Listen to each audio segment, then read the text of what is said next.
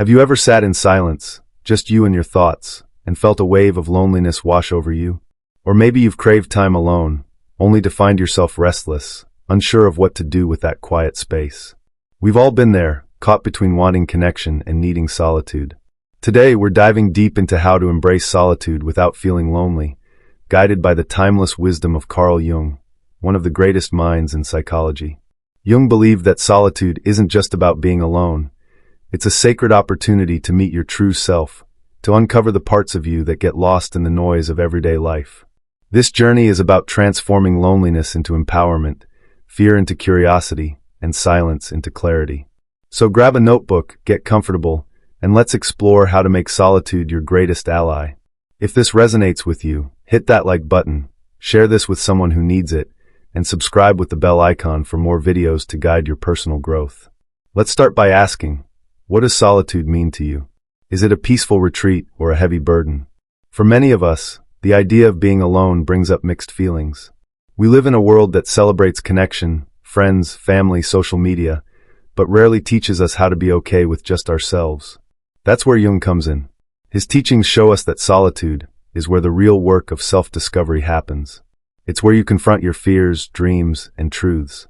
By the end of this video, you'll have practical tools inspired by Jung's ideas to embrace solitude with confidence and find peace in your own company. Let's begin by understanding the difference between solitude and loneliness. The difference between solitude and loneliness. Picture this. You're sitting by a window, watching the world go by, no one else around. How do you feel? For some, that moment feels like freedom. For others, it's a pang of loneliness. What's the difference? Solitude is a choice, a deliberate act of being with yourself. Loneliness, on the other hand, is a feeling of disconnection, often tied to a belief that you're unworthy of love or belonging. Jung would say that loneliness comes from avoiding the deeper parts of ourselves, while solitude invites us to explore them. Have you ever noticed how loneliness creeps in when you're not truly present with yourself? Maybe you're scrolling through your phone, comparing your life to others, instead of sitting with your own thoughts. Solitude, when embraced, becomes a space for growth. Think of it like a garden. It's quiet, sometimes messy, but with care it blooms. Jung believed that our deepest wisdom lies within, and solitude is the key to unlocking it. But here's the catch. We're not taught how to be alone. From a young age, we're told to seek validation outside ourselves through friends, achievements, or likes. So when we're alone, we feel lost. The good news? You can learn to love your own company. It starts with shifting how you see solitude. Instead of fearing it, what if you saw it as a chance to reconnect with you? To ask, what do I really want? What makes me feel alive? Let's explore why being alone feels so scary for so many of us. Why we fear being alone. When was the last time you were truly alone? No phone, no distractions, just you. If that thought makes you uneasy, you're not alone. Our fear of solitude often comes from what Jung called the unconscious mind, a vast, hidden part of ourselves that holds our fears, desires, and unresolved emotions. When we're alone, those feelings bubble up, and that can feel overwhelming. Jung taught that the unconscious doesn't stay quiet in silence. It speaks through restless thoughts, sudden emotions, or even dreams. Have you ever had a moment alone where a memory or worry popped up out of nowhere? That's your unconscious trying to get your attention. Society doesn't help. We're conditioned to stay busy, to fill every moment with noise or activity. Being alone is sometimes seen as a failure, like you're missing out or not living enough. But Jung saw solitude as the opposite, a courageous act of self-discovery. Think about it. When you're constantly surrounded by others, you're shaped by their expectations, their opinions. Solitude gives you a chance to peel back those layers and ask, who am I when no one's watching? The fear of being alone often comes from not knowing the answer to that question, or being afraid of what you might find. But here's what Jung would tell you. Those answers, even the scary ones, are the key to becoming whole. Let's dive into one of Jung's most powerful ideas to understand how solitude can help us listen to our inner world, the unconscious mind. Jung's concept of the unconscious mind. Jung believed that our unconscious mind is like a hidden treasure chest, filled with parts of ourselves we don't fully understand. It's not just a storage space for forgotten memories. It's alive, dynamic, and constantly influencing how we think, feel, and act. When you're alone, the unconscious gets a chance to speak. Maybe it's through a sudden wave of sadness, a vivid dream, or a gut feeling you can't explain. Jung said that the unconscious communicates in symbols and emotions, not always in clear words. Have you ever had a dream that felt so real, it stayed with you all day? Or a moment of quiet where an old memory hit you like a ton of bricks? That's your unconscious knocking. In solitude, you create space to hear these messages. Jung taught that the unconscious isn't something to fear, it's a guide. It holds the raw material of who you are, your passions, your fears, your untapped potential. But most of us spend our lives running from it, filling our days with distractions to avoid those deeper truths. Solitude changes that. It's like turning down the volume of the world so you can hear your own voice. Jung encouraged practices like journaling, meditation, or even paying attention to your dreams to connect with the unconscious. Try this. The next time you're alone, take 5 minutes to write down whatever comes to mind, no judgment. You might be surprised by what surfaces. This is the first step to embracing solitude, seeing it as a conversation with your deeper self.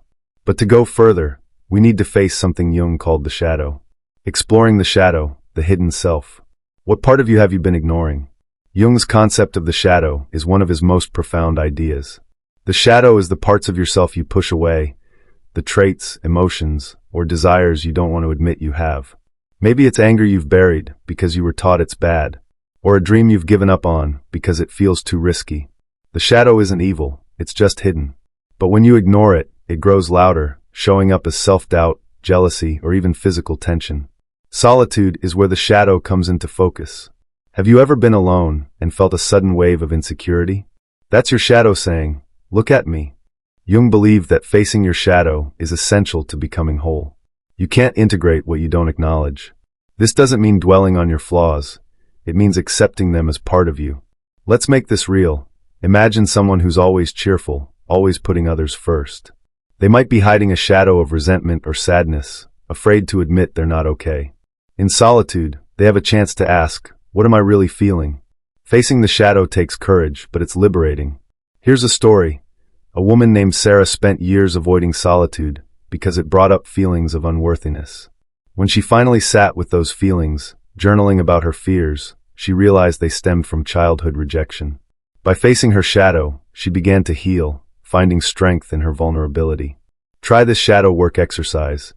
The next time you're alone, write down one thing you're ashamed of or afraid to admit. It could be a mistake, a fear, or a desire. Then ask, what would it look like to accept this part of me? This is how solitude becomes transformative. It's where you meet your shadow and learn to love it. But facing the shadow is just one step on a bigger journey Jung called individuation. The journey of individuation. Individuation is Jung's term for becoming your true, whole self. It's not about being perfect or fitting into society's mold. It's about integrating all parts of you, light and shadow, into a unique whole. Solitude is the crucible where this happens. When you're alone, you're free from the pressure to perform, to be what others expect. You can ask, who am I really? What do I value? What's my purpose? Jung believed that individuation is the path to self-actualization, that state where you feel aligned with your deepest truth. Have you ever had a moment where you felt completely at peace with yourself, like everything made sense? That's a glimpse of individuation. Think of someone like Nelson Mandela, who spent years in solitary confinement. In that forced solitude, he reflected on his values, his pain, and his vision for a better world. Solitude didn't break him, it shaped him. You don't need extreme circumstances to walk this path. Every moment you spend alone, asking hard questions, is a step toward individuation. But it's not always easy. The journey involves confronting fears, letting go of old beliefs, and embracing uncertainty. Jung said that individuation requires us to live as though life were a daring adventure. What would it look like for you to live that way? To choose yourself over others' expectations? Solitude gives you the space to find out. Let's talk about how to make this practical with tools to embrace solitude. Practical tools to embrace solitude. So, how do you turn solitude into a source of strength? Here are 5 practical tools inspired by Jung's teachings. First, create a solitude ritual. Set aside time each day, even 10 minutes, to be alone with no distractions. Light a candle, play soft music, or just sit in silence. This signals to your mind that this is sacred time. Second, practice active imagination, a technique Jung developed. Close your eyes, picture a scene or character from your unconscious, and let it unfold like a story. Write down what you see. It's a way to dialogue with your deeper self. Third, journal your shadows. Write about something you've been avoiding, like a fear or regret. Ask, what can this teach me? Fourth, pay attention to your dreams. Jung saw dreams as messages from the unconscious. Keep a notebook by your bed and jot down what you remember each morning. Finally, spend time in nature. A walk in the park or by the ocean can quiet your mind and connect you to something bigger. Here's an example. Mark, a busy professional, felt lonely despite his packed schedule. He started a solitude ritual, spending 15 minutes each evening journaling his thoughts. At first, it felt awkward, but over time, he uncovered a longing for creative expression he'd ignored for years. This led him to take up painting, which brought him joy and purpose. Try one of these tools this week. Ask yourself, what small step can I take to embrace solitude? These practices turn being alone into a journey of self-discovery. Real-life stories of solitude and growth. Let's ground this in real stories. Consider Emily, a college student who felt lost after a breakup. She dreaded being alone, afraid of the sadness that surfaced. Inspired by Jung's ideas, she started journaling about her shadow, her fear of not being enough. Through solitude, she realized she'd been seeking validation from her ex instead of herself. This insight led her to pursue her passion for photography, finding joy in her own creativity. Or take James, a retiree who felt purposeless after leaving his career.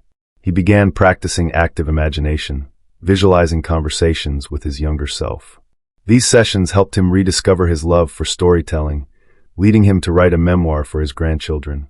These stories show that solitude, when approached with intention, can be life-changing. It's not about escaping loneliness, but transforming it. What's your story? Have you ever found strength in a moment of solitude? Or maybe you're ready to start that journey now. The beauty of Jung's teachings is that they meet you where you are. Solitude isn't a one-size-fits-all experience, it's deeply personal. Let's address some common challenges you might face as you embrace it. Overcoming common challenges in solitude. Embracing solitude sounds great, but it's not always smooth sailing. One common challenge is restlessness. You sit down to be alone, and suddenly your mind is racing, or you're tempted to check your phone. Jung would say this is your unconscious stirring, don't fight it. Instead, breathe deeply and write down whatever's on your mind. Another challenge is fear of what you'll find. Facing your shadow or unresolved emotions can feel daunting. Start small. Ask yourself one gentle question like, what's one thing I'm feeling right now? You don't have to solve everything at once. A third challenge is guilt. Maybe you feel selfish for taking time alone when others need you. Remember, you can't pour from an empty cup. Solitude makes you a better friend, partner, or parent because it helps you show up as your true self. If you're struggling, try this. Set a timer for 5 minutes of solitude. That's it. No pressure, no expectations. Just be. Over time, those 5 minutes will feel like a gift. And if loneliness creeps in, ask, what story am I telling myself about being alone? Jung taught that our thoughts shape our reality. By reframing solitude as a choice, you reclaim your power. You're not alone in this. Everyone faces these hurdles. The key is to keep showing up for yourself, one moment at a time. Solitude doesn't have to be lonely. Through Carl Jung's wisdom, we've explored how being alone can be a doorway to self-discovery, healing, and wholeness. From listening to your unconscious to facing your shadow and walking the path of individuation, solitude is where you become the fullest version of yourself. It's not about cutting yourself off from the world. It's about finding a deeper connection with you, so you can show up more authentically for others. So here's your challenge. This week, commit to 1 hour of intentional solitude. No distractions, just you. Ask yourself, what's one truth I've been avoiding? Write it down, sit with it, and let it guide you toward growth. If this video touched you, share your plan in the comments below. How will you embrace solitude? Like this video, share it with someone who needs this message, and subscribe for more insights on living a meaningful life. Let's keep walking this journey together.